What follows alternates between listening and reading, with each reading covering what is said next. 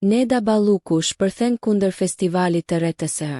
Neda Balluku ka reaguar ashpër përmes disa postimeve në Instagram Story, ku ka shprehur pakënaqësinë e saj ndaj mënyrës se si po zhvillohet festivali i këngës në RTS dhe trajtimi i artistëve, veçanërisht i të rinjve.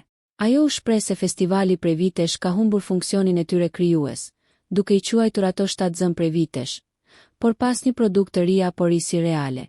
Sipas Ballukut, problemi kryesor qëndron në faktin se artistët e rinj nuk mund të konkurrojnë në të njëjtat kategori me emra të mëdhenj dhe të konsoliduar të muzikës shqiptare, duke e bërë garën të pabarabartë që në nisje.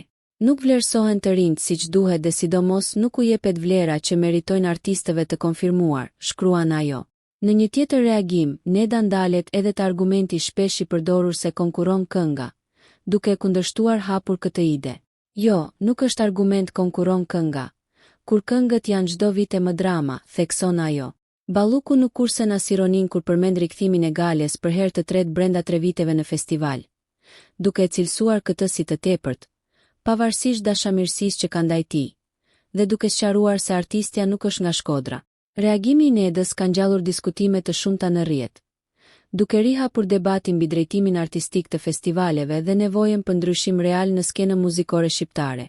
Nëse ju pëlqeu kjo video, shkoni në kanalin e YouTube-it Big VIP Albania Kosova, që e gjeni në bio. Mos harroni që të bëni subscribe dhe të klikoni butonin e ziljes që të informoheni për videot më të reja.